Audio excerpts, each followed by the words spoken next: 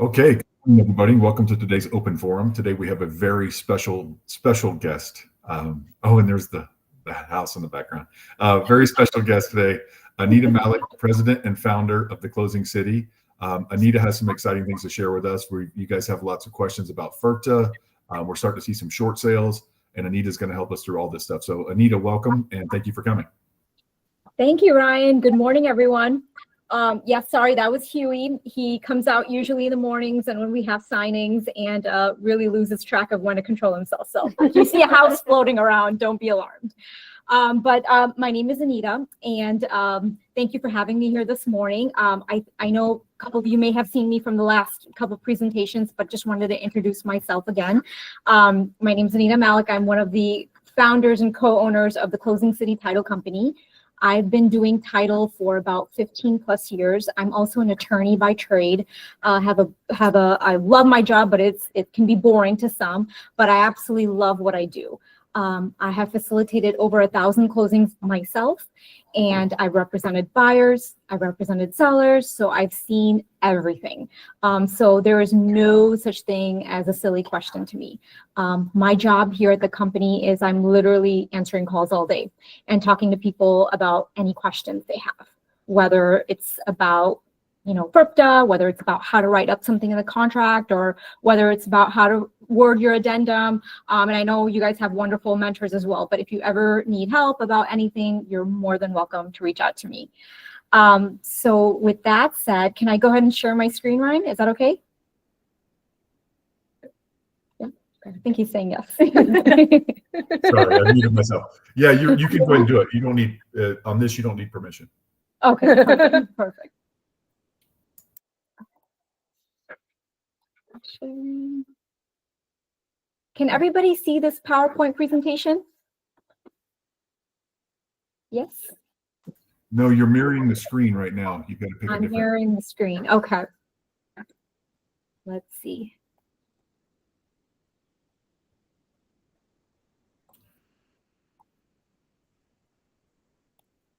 Okay, I'm going to try this again.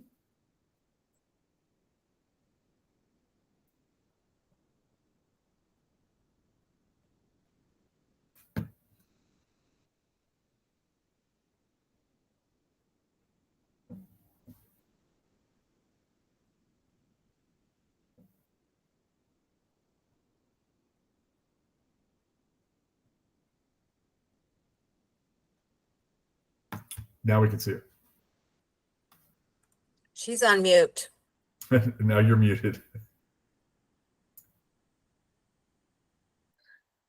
Can you hear me now?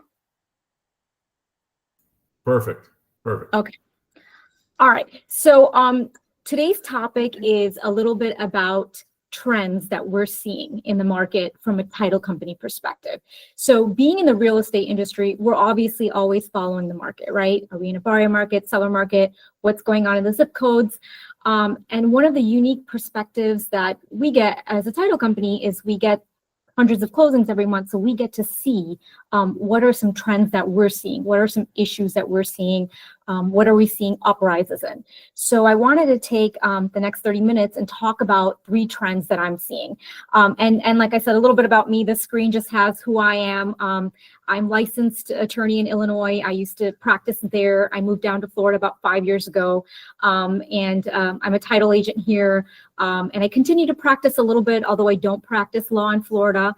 I'm also a certified mediator, dispute resolution, and I sit on a couple of chamber of commerce boards in the local areas. And before I jump in, I wanted to take a moment and introduce 2 lovely ladies that are with me here today, Jennifer Metzger and Annie O'Donnell. They are my right hand, our relationship coordinators, and I'll hand it over to them just to speak for a couple minutes before we get started. Hello, everyone. I'm Jennifer. And I'm Annie.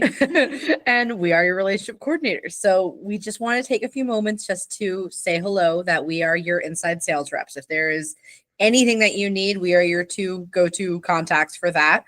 If you're in the middle of a transaction and you're like, I have my closer, but I might need somebody else to answer a question, or maybe they're in a closing and you need another set of eyes or somebody to jump in, that's what we're here for. Another thing that we're great at too is helping with all of your marketing materials. So anything that you guys need to kind of build your brand, build who you are as an agent, and just support you, that's what we're here for. And they're great at coffee and lunches. If you want to set up a coffee or lunch We are. with either or both, please do. They're great at walking you through with a lot of things. So they're wonderful, and I'm sure you'll be hearing from them more often. All right. So I hope this can be an interactive dialogue. I'd love to hear your opinions, what you're seeing, and if you've experienced any of these topics. So the 3 trends that we're going to cover today is 1, the popularity of cryptocurrency closings. We're going to cover a slight rise in short sales is what we're seeing. And the 3rd thing we're seeing is FIRPTA submissions, a slight change in it. And I'll go over each of these topics. I'll take 10 minutes. Please ask your questions or share your experiences because I'd love to hear. So first topic is the popularity of cryptocurrency closings. Before I start, has anyone been a agent or a party to a cryptocurrency closing?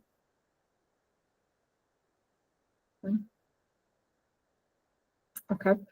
I don't think we've had a few of those. I don't know if anybody on this call has, but we've had a few of them. Okay, good. And how was your experience, Ryan? It wasn't problematic. A lot of questions, but Right. but finished. Yeah, good. Okay. I'm going to start with this. Cryptocurrency closings can be super easy when they're done the right way. So if you come across a client that wants to purchase with cryptocurrency, don't hesitate. Contact us. We'll walk you through it. We'll walk them through it. And it's fairly easy. As long as the cryptocurrency belongs to them, that buyer, and they have a wallet, we can make it work. And I've seen cryptocurrencies happen within 2 weeks. I've seen them happen with a loan. I actually did a cryptocurrency not too long ago where UWM was the lender, and the buyer put their down payment down using crypto. So obviously there's some, conditional approval involved, but what I'm trying to say is it is a growing number of lenders that are getting comfortable with the fact that crypto will be used. So if you do come across that, don't hesitate, reach out, and we'll work on it. I think there's a question, Tammy. Yes. For a while, I haven't gotten them recently, but I was getting a lot of inquiries through WhatsApp, which I felt like was scammers. But it seemed to be these people that wanted to buy $2 million houses. It would end up going into crypto. I don't know if they were trying to sell me on crypto or if they were trying to purchase with crypto. But what would be, if somebody was reaching out to you that you think is a scammer, what would be like maybe one of the first questions you would ask them to kind of weed through if they were serious to purchase or if they were just trying to get you to get into something with them? Yeah, no, that's a great question. We often have people reach out. The thing is that many people, a significant amount of people have built wealth with crypto. So it's not just a few thousand that they own if converted. It is in that millions range. There are some, now not many. So, it could be a little bit questionable, but I have that question as well. I've experienced it as well where someone comes and says, hey, I have $1 million if converted in crypto and I want to use all of that to buy something. And that's doable. The basic questions I would start with is, hey, tell me a little bit about yourself. Any buyer that you take on, right? You would ask them, you kind of vet them out, right? How serious are they? Can I see your ID? You want to make sure you are who you are. I've asked for proof of funds and they will send me, it almost seems like it's not a bank statement in their name. It's a bank statement. So I don't know with crypto how you would do proof of funds. Yeah, absolutely. We partner with a cryptocurrency that does real estate. And basically they do have a way that they can kind of vet out the wallet, the e-wallet, and just see that, is it legit? Is it affiliated with the person who's saying that they own it? So there is a way for us to vet it out. So in that case, you could, do the initial intake, make sure they're serious, their name, their ID, all that good stuff. And then just let them know, hey, I'm going to connect you with who I need to so you can share, the statement of your digital wallet. And then our expert can kind of confirm that that wallet, in fact, belongs to them. And the second thing they would confirm is that it's a cryptocurrency that is accepted for being converted to crypto, because there's a lot of cryptocurrency out there, right? Not every cryptocurrency can be used, but there's a good, I would say about 10 that are very strong and could be converted. So send them over our way if you feel like, that could help. And you're right, it could be, there are a bunch of scammers out there too, so you want to be cautious, but definitely kind of vet them out and see how serious they are, So I'll start with what we know about crypto, right? So cryptocurrency is the definition. It's a digital or virtual currency, and it's used as a medium of exchange. It's used as money. It's not paper, it's not coin, it's not something we can hold. It's decentralized control on blockchain technology. So there's no one headquarter for cryptocurrency or Federal Reserve Bank. It exists on the internet. It exists virtually. And the big thing right now in the US, it's not regulated by the government. There's a small growing jurisdictional opinion on it. There's been some rulings on certain matters, but it's still not completely regulated by states or the federal government. What that means, and it may not be in this administration, right? That might change in a different administration, or if Congress were to change, we don't know that. But at the moment, it's not heavily regulated. And I think the advantage is that allows buyers to freely buy and sell with crypto because those restrictions are not there yet, which makes it a good thing to find those serious buyers with the good crypto. In the US, there are approximately 65 million people, or 28% of adults, that own cryptocurrency. And cryptocurrency ownership has doubled in the past 3 years, and it's expected that in 2025, 14% additional people will own crypto. So you can see the upward trend of people owning crypto, and it's a lot of your millennials and your Gen Zs that are becoming more and more comfortable with the concept of crypto. Some common questions we get. Can you purchase real estate using cryptocurrency? The answer is yes. If that buyer has control of that wallet, like we talked about with Tammy, and if that buyer's currency is one of those popular accepted currency like the Bitcoin, etc., then yes, it can be used. Is cryptocurrency considered a part of good funds law? This is the catch. It's not. What that means is in the US, we still have to buy and sell with good funds. Good funds basically means cash, okay? So even when someone is getting a loan, right, that lender has to wire cash to a title company, right? That buyer still has to wire cash to a title company, right? And all the vendors still get paid with cash. So when we're recording the deed, the county gets those doc stamps. We have to pay it via cash, right? Brokers still get paid with checks and cash. When you order a survey, it still has to be paid, with good funds.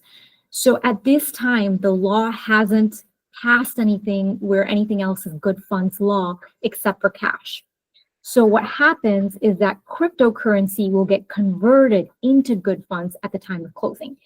And that's where the title companies that are experienced with cryptos will come in, and they will do that conversion part. They partner with conversion companies that, like BitPay, to name one, that can do that conversion process for you, and they convert it into good funds law.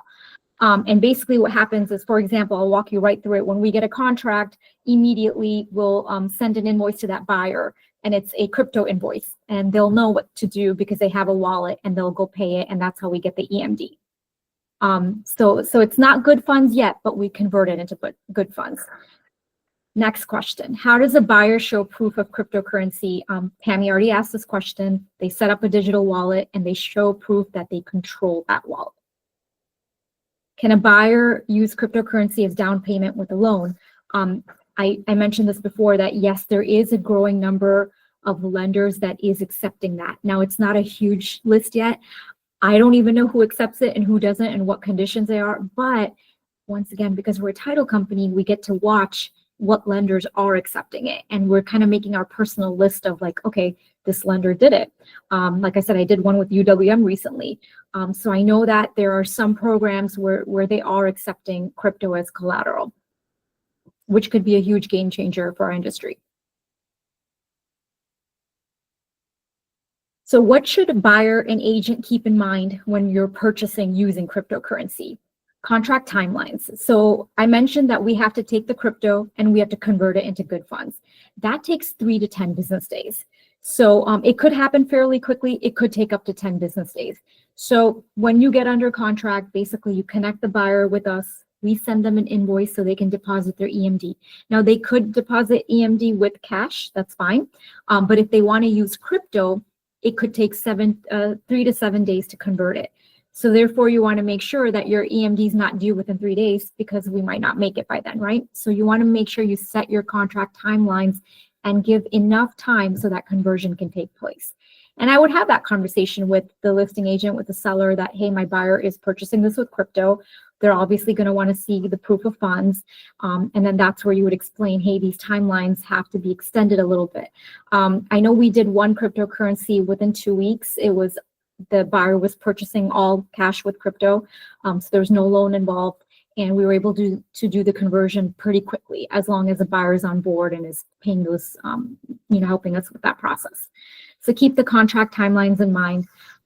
There is a conversion good funds fee. So that's something to keep in mind. It's usually around 2.9%. And normally we'll have that conversation with the buyer, but that's something good for you to know. As you are talking with these crypto buyers, they will ask you, hey, is there an additional expense for me to use crypto? And the answer is yes, because we have to convert that crypto into good funds, and there's a conversion fee to it. One thing to keep in mind is the volatility of cryptocurrency, right? Today it may be worth something, tomorrow it may drop, right?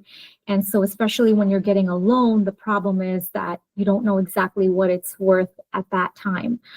So usually when I see people that are putting down payment as cryptocurrency, they usually have a good crypto wealth built. They have enough to cover if that volatility happens.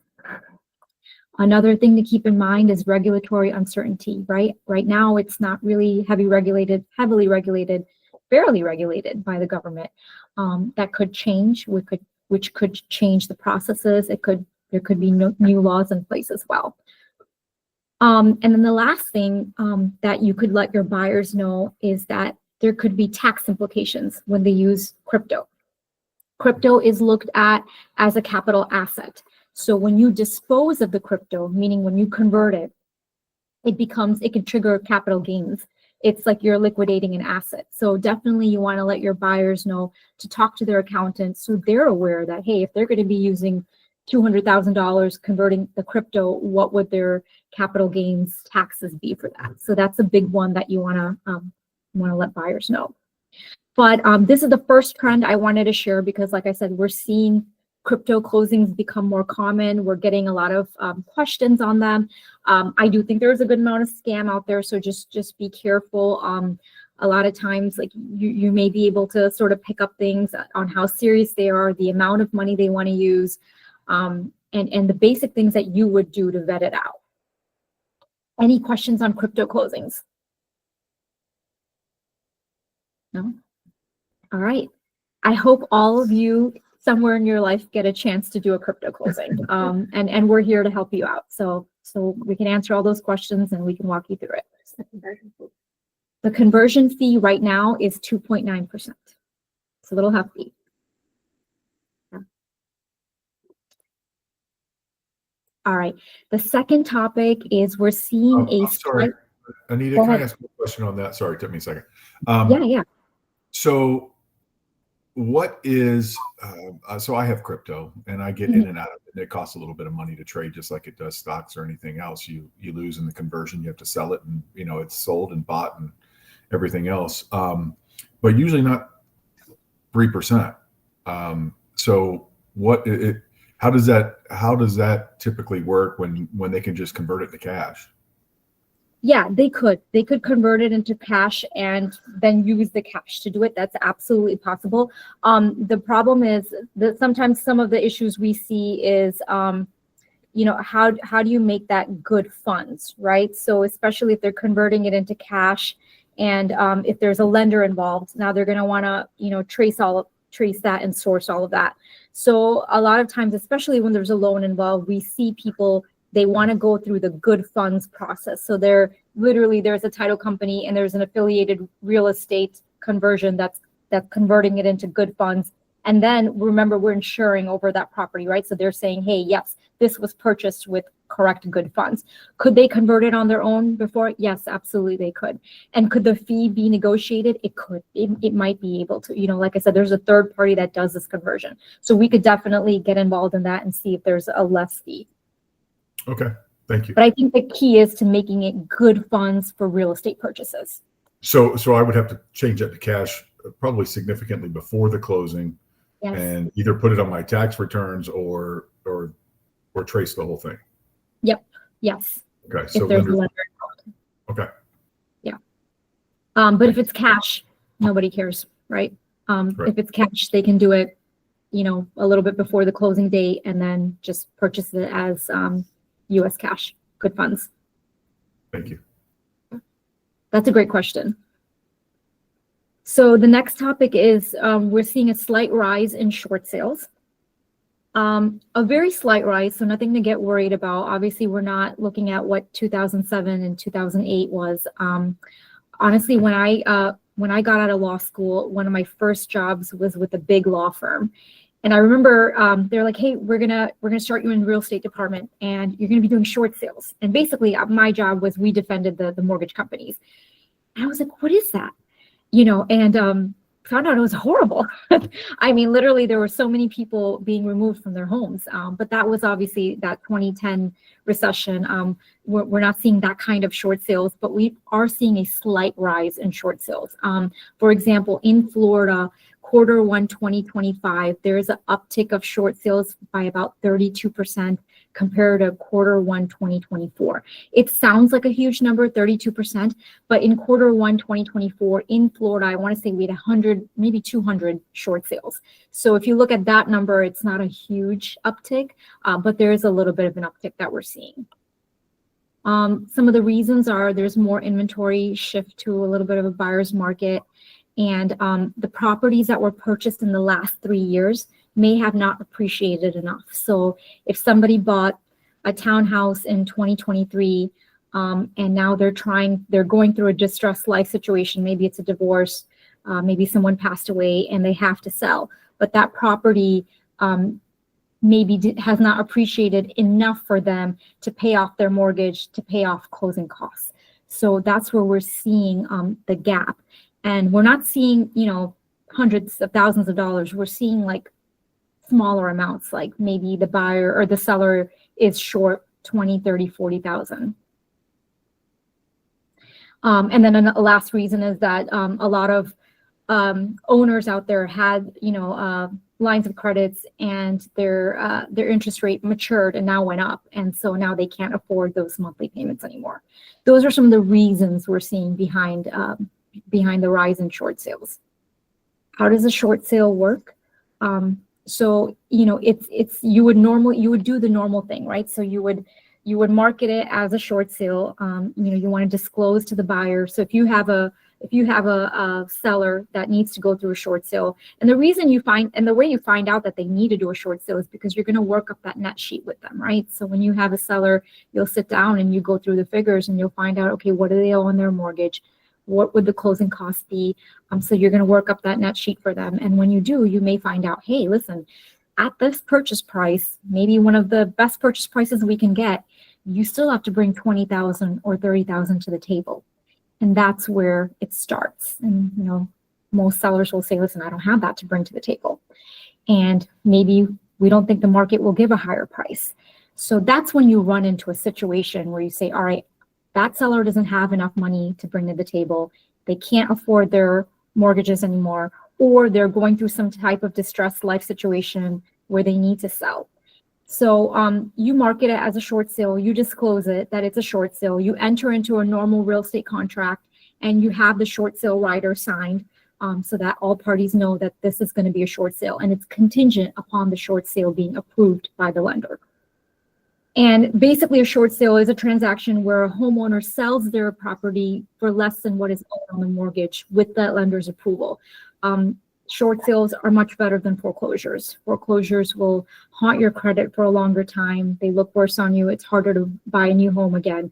And just the going through a foreclosure is a nightmare. So I always tell sellers, listen, if you're in that situation where you can't afford to sell this because you don't have the cash to close to bring to the table, let's go for a short sale, because those are much more timid. They're much easier to be approved, and it's better on your credit history. And basically the homeowner has to show their lender that they're going through a hardship. And there's an application process. So you contact your lender and you let them know, I'm going through this situation. And pretty much all lenders have a short sale process. They'll send you an application. They'll ask you, for probably your W-2s, what do you make? Because they want to know that there's hardship and that you can't afford this anymore. And you can let them know of your personal situation. And then this short sale could take 2 to 6 months. So that's why you have that contingency. You want to find that buyer that's willing to wait the few months for it. Sometimes you can talk to the lender and they'll tell you, hey, we could probably get this done in 60 to 90 days if the lender approves it.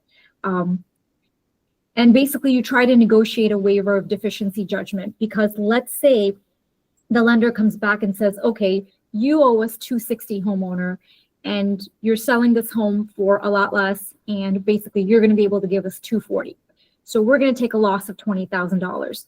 And you don't want that lender to come and put a deficiency judgment against the homeowner, right? Because you don't want to carry that forward in your life, because anything else you do, there's always going to be this creditor $20,000 judgment hanging over you. So when you're doing a short sale, the best thing is to try to negotiate not only the approval from the lender, but the waiver of any deficiency judgment, so that your seller in the future doesn't have to carry around that debt or that judgment. And it still impacts the credit score and the ability to buy a new home, but it will less than a foreclosure. And once again, this kind of sounds a little exhausting, and it may sound a little new to some of you, but you're not alone in this. Our title company, and there are title companies out there, they will help you negotiate that short sale process. So I know here at the Closing City, we do have a certified short sale closer that her job is, this is what she does. She literally goes in on behalf of the seller, and she applies for the short sale with the seller's help, because obviously she'll need to do the processing. But there's a fee for it, but a facilitation fee for it. But basically that facilitator will kind of walk you through the whole short sale process, connect with the bank, communicate with them, and work till they get that lender approval. Sometimes I have sellers that'll do it themselves. It's a little bit more work because they got to gather all the paperwork, but it's doable. Has anyone experienced a short sale? Any questions on it? Anything they want to share? What worked? What didn't work? Raise your hand. Okay, somebody raise their hand. Ashay?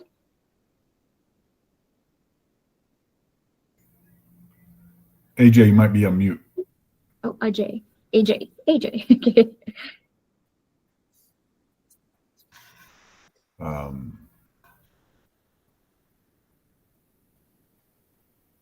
All right, AJ, if you figure that out, pop in.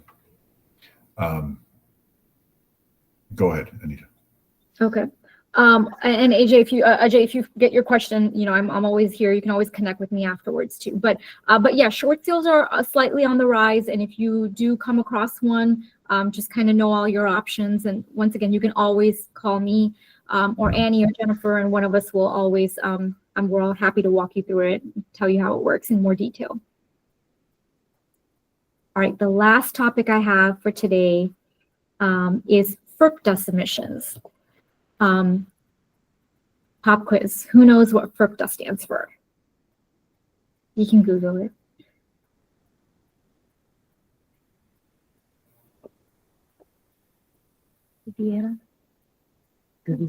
Viviana, do you know what it stands for? Somebody commented porn seller.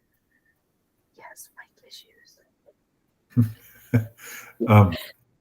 Was it Foreign Investor Real Property Tax Act or something like that? Yes. Did you really say that out of memory, Ryan? You're genius. I had to look it up a couple weeks ago. So yeah. Okay, wow, that's genius. Okay, so that's what it stands for. Foreign Investment Real Property Tax Act. And no pun intended, but it's a foreign subject every time it comes up. We're in Florida. There's a lot of foreign sellers. And so you want to make sure you understand this act. You don't have to be the expert in it. There's experts out there. You have an amazing title company. We have amazing FIRPTA accountants that can help. So you don't have to be the expert. But my goal is that each of you should have a working knowledge of what FIRPTA is, how it works, what to do if you are the listing agent and if your seller is a foreign person, and what to do if you are buyer's agent and the seller is a foreign person. Okay, so if you can have a basic working knowledge of that, you're golden. Okay, so the way FIRPTA works, I'm gonna try to dumb it down as much as I can. So FIRPTA is not a special tax, okay? It's not an extra tax that is taxed on foreign people. So before we get into that, a foreign person is basically someone that does not reside in the US. Right here on the screen, I have the definition from IRS. They make everything complicated. Look, they define foreign person as who is not a US person. Why can't they just say what is a foreign person? So they kind of complicate everything. But in to just make it in simplicity, a foreign person is someone that doesn't live in the US. Okay, that's how you kind of know. And if you don't live in the US, the issue is you'll have situations where if it's an investment property, or it could be mostly an investment property that's not your primary residence, you owe something to IRS called the capital gains taxes, right? Has everyone heard of that? That sounds familiar, the capital gains taxes, right? If you own a investment property and if you made good money on it, you got to pay Uncle Sam a piece of that pie, right? That's what capital gains taxes are. So you and I, we live in the US. So if we have an investment property and if we sell it in 2025, great, IRS trusts us. When you do your tax returns in 2026, if you owe us something for capital gains, if you didn't have any loss, go ahead and pay us that at that time in 2026.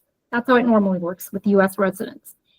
If you're a foreign person, guess what? IRS says, I don't trust you. I don't know if you're going to pay us our share when you do your taxes next year, or if you're even going to do your taxes next year. So since we don't trust you, or the honor code is not as high as it would be for a US resident, foreign person, we want you to go ahead and submit 15%, arbitrary number, we're throwing it out there, 15% from the closing. And we want you to submit it to IRS, and we'll hold it until you do your taxes next year. And if you owe us capital gains taxes, we'll subtract it from the 15%, and we'll give the rest back to you. If you don't owe us anything, we'll send it all back to you. That's what FIRPTA is. It's not an extra tax. It's just the normal capital gains taxes, but it's a special law. It's an act. It's a code in the IRS that basically requires a foreign person to submit the money up front so that the IRS doesn't have to hunt them down, right? They're foreign. They don't live in the US. So imagine the burden on IRS to go find that person and to collect those capital gains. Anita, I have a little more cynical way of explaining this to people. The first thing I do tell them though is that it's not a tax. This is not an additional tax. That's what I tell them. It is tax that you're going to owe anyway. But I tell them, as a U.S. citizen, they can just throw me in jail if I don't pay taxes. If you live in Singapore, they can't come get you and throw you in jail. So they would rather hold your money and give you back your change. It's that simple to explain. Let's talk to AJ. AJ's unmuted. He had that question about short sales. Yeah. Hi, Anita. I was able to figure out how to unmute myself finally. I had to re-log in. My question is regarding short sales on commercial properties, because commercial properties, a lot of the office buildings, they have what they call a balloon payment. And what I've heard in the last 2 years is that they have extended those dates or times for the balloon payment. So are you seeing any difference in commercial real estate short sales or foreclosures happening? Yeah, honestly, I haven't seen many commercial short sales come across my my radar.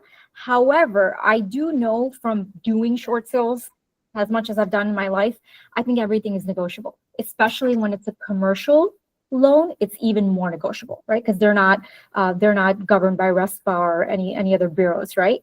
So with commercial loans, I think everything is negotiable, and every short sale is unique, right? It all depends on how behind are you, how much of forgiveness of loan are you asking for.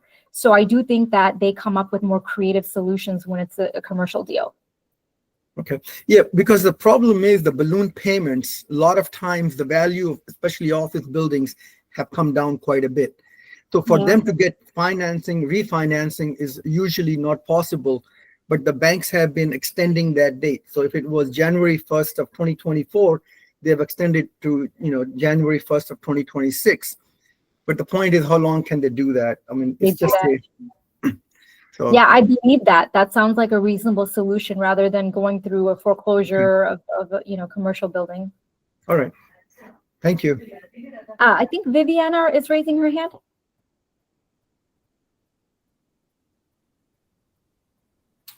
She is. I don't think she's able to talk. Okay.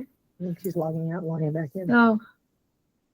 Okay, Okay. well, yeah, we'll wait for her. Okay, no worries. So going back to FIRPTA, and Ryan, I really liked your explanation. It's definitely more visual, and it's definitely concrete with the jail thing. So can I use it too? Can I piggyback off of that? Sure. All right, That's true. I'll throw out the jail. I'll throw it around. I think it'll be more impactful. I mean, it makes them understand. It does. Yes, absolutely. So really, if it's a FIRPTA sale, it should be disclosed, especially, on the MLS or something, because there is a clause of it in the as-is contracts. But obviously, if you're representing the seller, you want the buyer to know. And I'll tell you in a minute why it's so important for the buyer to know. And if you're representing the buyer, they should definitely know. And I'll tell you why. This is kind of like a little cool chart. That I have a PDF version of this, and I'll send this over to you guys as well, so you can just kind of have it. But it just sort of walks you through, like, okay, is my seller a foreign person? Yes or no. If they're not a foreign person, at the title company here, we'll have them sign a certificate, just like it's like an affidavit, and they're stating that they're not, a foreign person. But if they are a foreign person, now what, right? So obviously, if you're representing the seller and they are foreign, you want to get them connected with a FIRPTA attorney right away, a FIRPTA accountant right away. A lot of times they do have their own CPA that does the accounting. That's great. So loop them in with their own CPA. And if they don't, then we can connect them with a FIRPTA accounting. Harding & Bell is a popular one that I see a lot of people use. They have a good FIRPTA division.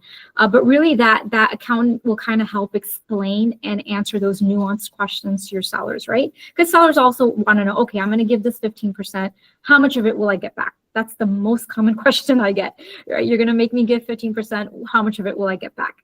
And the truth is, I don't know, and neither do you, right? That's something the accountant's going to have to figure out when they do your taxes. And they may be able to say like a rough amount, right, from working with a seller and kind of understanding what's the basis and what would the loss or gain be. But you or I wouldn't know that. So that's why the sooner you get an accountant involved, that seller can ask those questions. People also ask me, is there an exception to FIRPTA? So sellers will always ask me, hey, is there a way that I don't have to pay this 15%? And the answer is there is, one or two exceptions.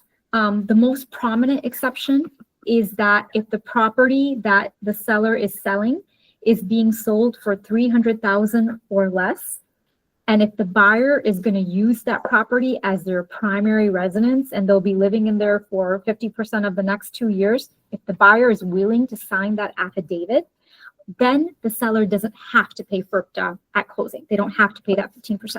Doesn't mean that they won't owe capital gains taxes in the future. If they owe it, they owe it, but they don't have to pay the 15% at closing. So that's a big thing. That's a big exception to keep in mind. Now, the buyer has to be willing to sign that affidavit, right? The buyer, sometimes the biggest question I get from a buyer is they're hesitant to sign that. They say, hey, Anita, I don't know if I'll be living here for 2 years. What if I decide to sell in 6 months, And if your buyer's not comfortable in signing it, you don't want to force them to sign it. At that point, you go back to the seller and say, I'm sorry, we can't sign that, So sometimes I'll have sellers that are selling for $300,000 they will purposefully only accept offers where the buyer is going to make it their residence and where the buyer has already agreed to sign that affidavit. So that's one loophole you can keep in mind. And it's a powerful loophole. I've seen it used quite a bit. You just don't want to be in a situation where you haven't had the conversation with the buyer and their agent, and you think the buyer will sign this affidavit, and you go under contract, and we're well underway, and then the buyer says, I'm not signing this affidavit. And now you have no choice. You can't back out of the contract as a seller. That at that point you have to pay the 15%. The only other exception with FIRPTA is there is a small rule that if the property is within 300,000 to $1 million, then you could submit only 10%. If it's over $1 million, you would submit 15%. However, most accountants will tell you just submit the 15%. So even if the sales price is 400, 500,000, they want the 15% to be submitted. So that's a trend I'm seeing. Okay, pop quiz. When the seller is a foreign person, so your seller is a foreign person, not a resident of the US, who is responsible for submitting that withholding? Is it the agent? Is it the buyer? Is it the seller? Is it the accountant? Who's responsible for submitting that 15% to the IRS? 2 people have said title company. Title company. 3 people have said. Okay, so here's the real answer. Here's the IRS answer. The buyer is responsible. Okay, that's what the IRS says, which sounds crazy because the buyer is not even paying for it, right? The seller pays that 15%. However, the IRS code makes the buyer responsible because, once again, seller's a foreign person. Like Ryan said, we can't go find the seller in Singapore and put them in jail, right? But guess what? The buyer will make the buyer accountable because now they own a property in the US and we can put a lien on it or we can go after the buyer. So the buyer is actually responsible for making sure that that 15% gets submitted to IRS. So you can see why some buyers get a little bit hesitant, right? When it's a foreign seller. But on the flip side, this is where title companies come in and they kind of help out with the process. So usually, that's where we'll come in and say, all right, we're going to collect the 15% from the seller, and then buyer, we're going to submit it to the IRS on your behalf. If you notice in FIRPTA closings, have you noticed that the buyer has to sign that 8828 IRS form? Your buyer has to sign it, and the buyer has to give his social. So that's why, and if some people will ask me, well, why is my buyer signing an IRS form? Because the IRS mandates that the buyer submit that 15%. Question? Tammy? Yeah, is there something a seller can do if they know they're going to be selling ahead of time that will allow them to not pay that 15% or 10%? That's an excellent question. Yes, they can. The rule is that you have to do the holdback, the 15%, if you are a foreign individual or a foreign entity. But if you're a domestic entity, you don't have to do it. So what these investors, these foreign investors should do is before they buy investment properties, they should work with an accountant here, and they should make an LLC, and it has to be a multi-member LLC, meaning it has to have more than one members. Okay, so that's the key code. It has to be multi-member, not a single LLC. Multi-member LLC, and then you buy the investment property with the LLC. So now what you've done is you've made it a U.S. entity buying the property. So now when they sell, they're a U.S. entity selling it, right? Now Except I think they have to get commercial financing if they do that, correct? Are you familiar? And actually, I used the wrong word. I meant seller. Can a foreign seller, which ended up being a good question, but can a foreign seller do something ahead of time with their accounting to prevent them from having the 15% held? Yeah, that my answer was with the foreign seller. So basically, that's okay. Before they even buy that investment property, they should buy it with an LLC. But if they already own it and they're going to sell it, is there anything they can do? Own it, it's going to be a little bit more tougher because some people say, can I just put it in an LLC now?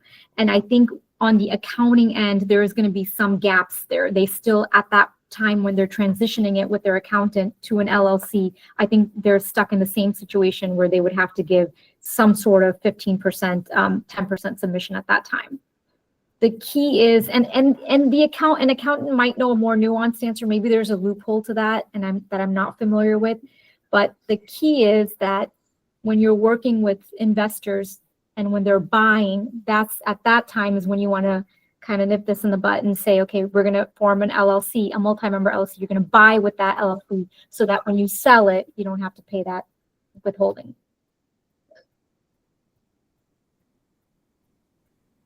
Any other questions?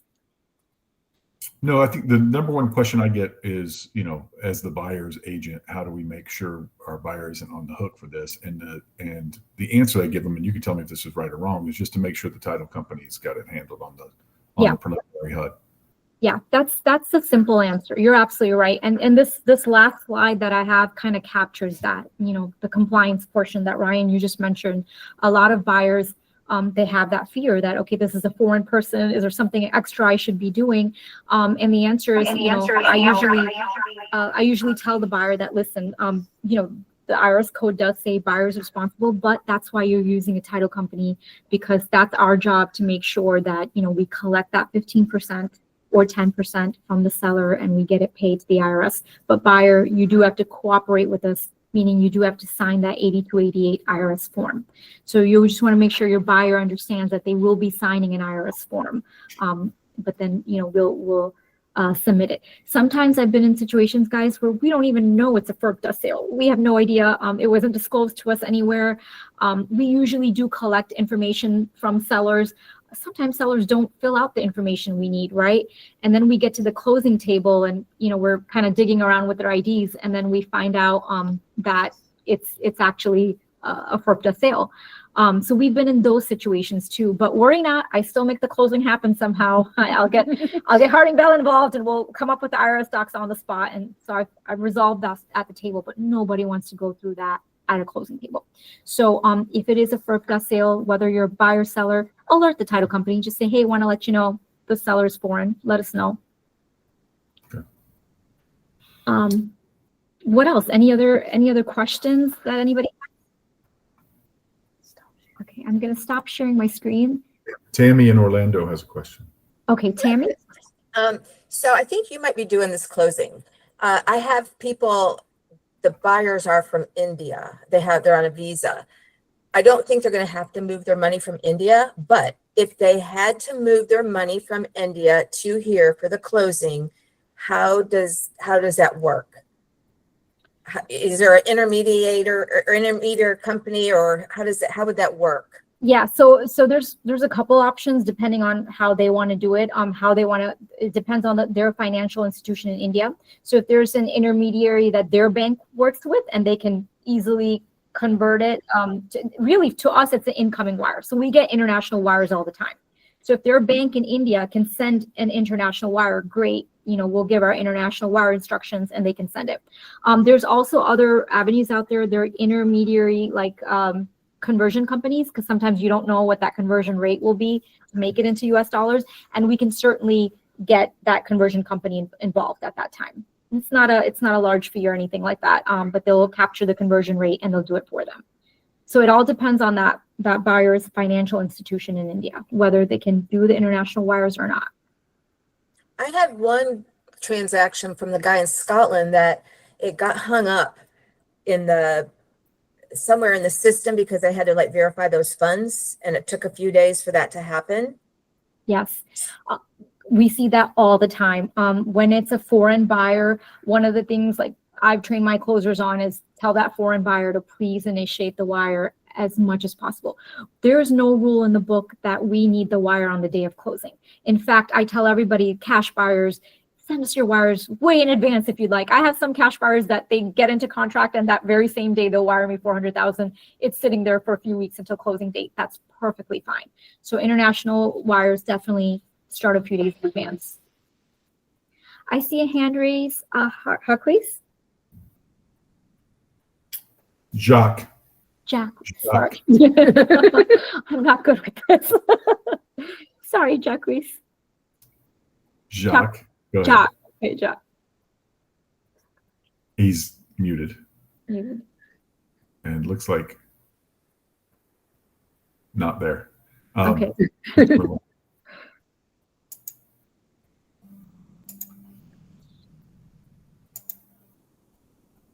Any other questions?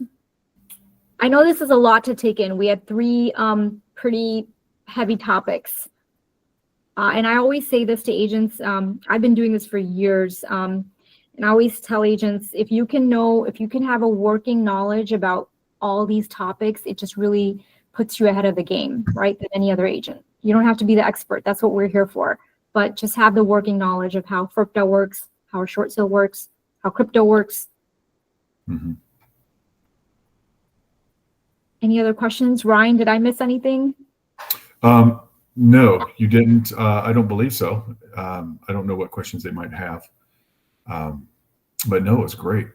Okay, great. Well, you can connect with me anytime outside of closing, and like Annie and Jennifer are here as well. And yeah, hope this was helpful.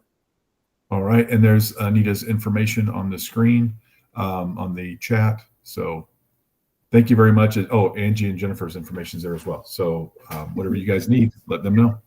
Yes, absolutely. Thank you, Anita. Have a wonderful Wednesday. Thanks for Bye-bye. coming in. Thank you, Annie. Thank you, Jennifer. Bye, everybody. Bye. FRI people, hang on.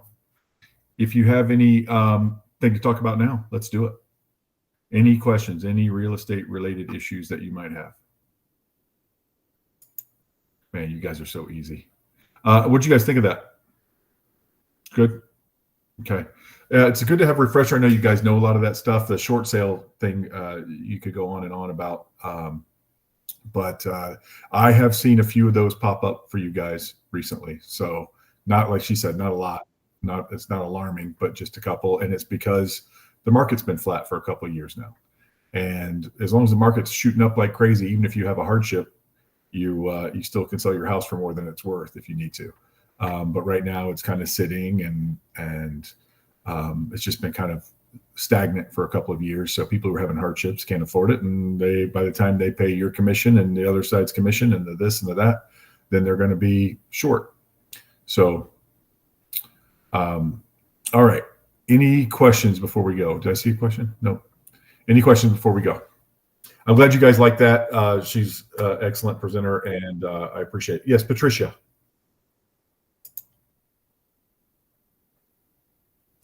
Oh, my explanation for FIRPTA. I see it. Yeah, my explanation for FIRPTA. I will read it to you guys. What I do when I talk. Those of you who don't know, I sell units for our property management owners when they every time the dishwasher breaks, they want to know what it's worth, and I tell them, I'll sell it for them if they want. Let me find.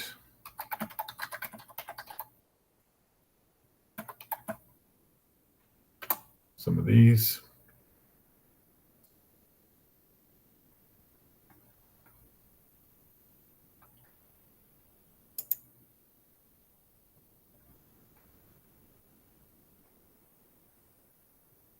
You guys have any other questions? Get those ready too.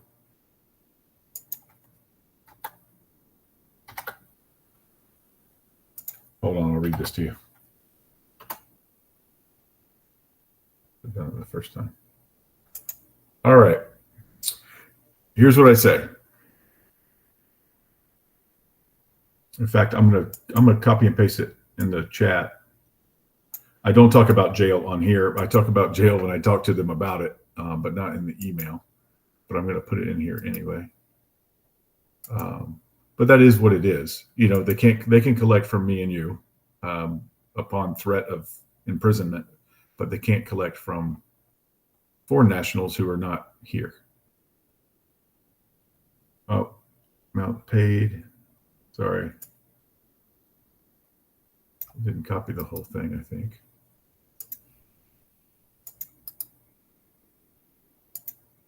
So there you go. Now's the rest of it too. So you may owe income or capital gains taxes to the federal government based on your individual circumstances. If again, we're not accountants, so we don't have any idea. And they do always ask, how much am I going to owe? And you always say you have to talk to a tax professional. I can't tell you that. and they're going to need all your information from when you bought it, all your closing costs, all the money you've put into it, all the money you've made out of it, etc. Although they should have been reporting that the whole time. If you are not a U.S. citizen, the closing agent is required to hold 15% of the sales price for FIRPTA, and there it is in the Foreign Investment Real Property Tax Act. The only purpose of FIRPTA is the withholding of the estimated amount of income taxes which may be due from any gain on the disposition of U.S. property by a foreign person. I put here, it is not an additional tax, because you don't want to talk them out of selling, and it doesn't, I mean, it's not an additional tax. They get the money back, whatever they don't owe. Any difference between the amount paid and the amount owed is refunded to the seller when their tax return is filed, or you can request an earlier return through an accountant in the U.S. That's the form 8828 that she was talking about, or 8288, whichever one it is. That's the one she was talking about. It's an affidavit that says how much it's prepared by an accountant, swearing that you'll owe roughly this amount, not roughly, you'll owe this amount or less, meaning, so if you get, say you sell something for $300,000 and they withhold $45,000 for FIRPTA, the accountant will send them a paper saying you've withheld $45,000, but my client's only going to owe $20,000 or less, and they'll go ahead and return the $25,000 now. And if they end up only owing $18,000, then they'll sell them $2,000 later. Okay, so that's what they do. And that is based exactly on that. They can throw you or I in jail if we're here in the U.S. They can throw us in jail for not paying our taxes, and they can't do that to someone who's not here. All right. Any other questions before we go? All right, guys. Well, thank you all for coming. I hope you guys got something out of that. We will see you next week, and have a great week. Wait, somebody else has Ann has a hand up. Yes, I have not commercial. I have 7 pieces of property in Sarasota. One is waterfront that I partner with another agent in Georgia. He's commercial agent. He want me to split the commission with him since he's the main person, and he want to have 2%. I have 1%. And he said he had more experience, so I'm okay with that. So what kind of agreement, how can I do this? I'm sorry, what are you trying to do with the 2% and the 1%? He said that he will get 2% for his broker and him, and I got 1% for 2.2 million land. So what kind of agreement on the commission? I'm sorry, Ann. I'm sorry. So start again. There's 7 lots. Mm-hmm. About 2.2 million. Okay, and you're representing the seller. They pick him as the main agent, but he doesn't have a license in Florida. So I will be the main person who will list this property. Okay. But so, all negotiate, he will do it. Okay, but he's not licensed anywhere? Georgia. Okay, so you can pay him a referral. So just do a referral. Just do a referral. You don't do anything different on the paperwork. You just do Okay. a referral with him. Thank you. Okay. Sorry, I didn't get that the first time. I thought he was an agent here. We have one more hand up. Patricia, did you have a question? Or did you already cover that? All right, I think that was already covered. MM, I don't know who you are. Hi, Ryan, I'm sorry, I'm Maria. Oh, hi, Maria. I just changed, but I need to change it again. I'm so sorry. No problem. I just have a question. I see that Viviana, she asked the same question. Do you know if the MLS dues is today or is June 4? Oh, our MLS is due today or June? I'm getting a message that it's postponed. Well, if you're getting a message that it's postponed, then it's probably postponed. I don't know. I don't know. I've already paid one, so that I don't get any more messages about it. Oh, okay. Now I received that email yesterday. I just want to make sure. Okay, I want to talk to you guys about that too. Those of you who are not renewing your MLS, you do not have to, as they tell you, go inactive. You do not have to inactivate your license. I get this every time that you guys tell the board or the MLS. They say you have to go inactive. No, you have to go inactive with them, which just means you go to the referral brokerage. You're still an active licensed real estate agent in the state of Florida. You can still talk about real estate. You can still make commissions or referrals or whatever. So don't let them bully you into thinking that you have to do that if you're not able to do that. And then don't ask me to, you can just send me an email, ask me to move you to the referral brokerage. You don't have to ask me to take your license inactive, because yeah, don't fall for that. That's their little scheme that they do. Oh, okay. No, I received the email that it says June until June 4, but I just want to make sure. Thank you. I don't have any idea. Contact them. I don't have any Okay. idea. Oh, okay, perfect. Thank you. All right, Kathy. Yes, yesterday I did call Stellar MLS about this, and today is the last day to pay. But if you send it through the mail and it's postmarked today, and they get it before that July date, then it's okay. But today is the last day. Okay, thank you. So it's kind of like tax day. You got to postmark it today. All right, awesome. Thank you for that, Kathy. Just save everybody a phone call. Any other questions before we go? All right, guys. Thank you very much. Have a great week, and we'll have something awesome for you next week. Bye, everybody.